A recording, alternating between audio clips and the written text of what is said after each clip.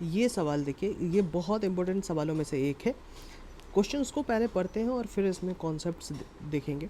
इसमें यह है कि एक व्यक्ति किसी निश्चित दूरी को 30 घंटे में तय करता है और उन्होंने अपनी सामान्य चाल में अगर 1/15 की कमी की हो तो वही 30 घंटे में यानी उतने ही समय में वो 10 किलोमीटर कम चलता है। यानी कि आप यहाँ ये देख रहे हैं कि इस क्वेश्चन में टाइम जो है वो क्या है, कांस्टेंट है। टाइम कांस्टेंट है, टाइम डेफिनिट है, टाइम चेंज नहीं हो रहा है। साथियों, हमको ये पता है कि डिस्टेंस बराबर जो होता है वो क्या होता है, स्पीड इनटू टाइम होता है।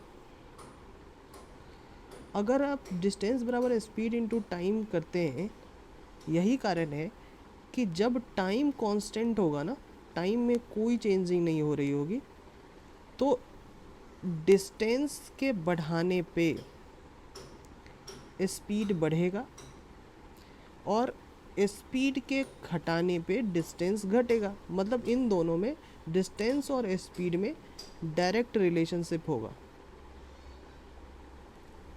ठीक है, यही कारण मैं हमेशा ही आपको बताता रहता हूँ कि अगर डिस्टेंस और टाइम की रिलेशनशिप देखें या डिस्टेंस या स्पीड की रिलेशनशिप देखें, तो इस केसेस में आप देखेंगे कि ये डायरेक्ट रिलेशनशिप होगा। लेकिन वहीं अगर आपको वहीं ये पता हो कि डिस्टेंस अगर डेफिनिट हो, डिस्टेंस कांस्टेंट हो, तो स्पीड और टाइम की जो रिलेशनशिप है वो आपस में इनवर्स हो जाती है। स्पीड बराबर क्या हो जाएगा, स्पीड बराबर होगा डिस्टेंस बाय टाइम। तो अगर डिस्टेंस कांस्टेंट रहे, डिस्टेंस में कोई चेंज ना आए, तो स्पीड क्या हो जाएगा, स्पीड और टाइम जो है इन्वर्सली प्रोपोर्शनल होगा। इतनी बातें तो आपको पता ही होगी। ठीक है, लेकिन हमें जो उस सवालों में देखना है उसमें ये है कि यहाँ हमारे पास जो कांस्टेंट है वो है टाइम। अगर टाइम कांस्टेंट है तो अब क्या करना होगा, यानी कि स्पीड और डिस्टेंस के बीच में डायरेक्ट रिलेशनशिप होगा। तो सबसे पहले हमारे पास हम क्या लिखेंगे, स्पीड लिखेंगे। स्पीड ये कह रहा है कि उसमें 1/15 की कमी आती है। अगर 1/15 की कमी स्पीड में आ रही है तो जो स्पीड 15 की थी, अब वही स्पीड जो है 14 की हो जाएगी।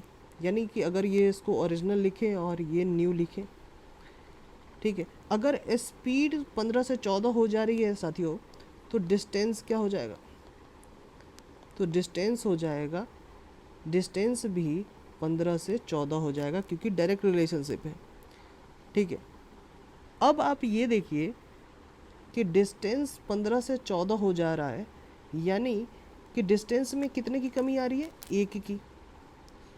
ठीक है, और डिस्टेंस में जब 1 की कमी आ रही है, वही 1 की जो वैल्यू है आपके पास क्या दिया हुआ है, 10 किलोमीटर कम चलता है। यानी इसी 1 की वैल्यू है 10 किलोमीटर। तो यानी टोटल डिस्टेंस अगर आपको कहनी हो तो आप क्या कहेंगे, टोटल डिस्टेंस कितना है, 150 किलोमीटर। और आपसे क्या मांग रहा है कि आप ये व्यक्ति की वास्तविक चाल बताइए। वास्तविक चाल बराबर क्या होगा, डिस्टेंस बाय स्पीड, अब डिस्टेंस बाय टाइम। तो डिस्टेंस तो आप टोटल 150 किलोमीटर ले ही आए, तो वास्तविक चाल मतलब स्पीड बराबर क्या होगा, स्पीड बराबर होगा डिस्टेंस यानी 150 kilometre per hour by time. Time जो है वो है 30 घंटा, 30 our.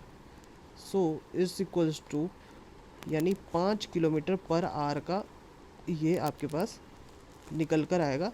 This is the best way to solve the question जहाँ स्पीड जो है वो कांस्टेंट हो, समय कांस्टेंट हो, तो आप इसको रेशियो मेथड से इस तरीके से बना सकते हैं।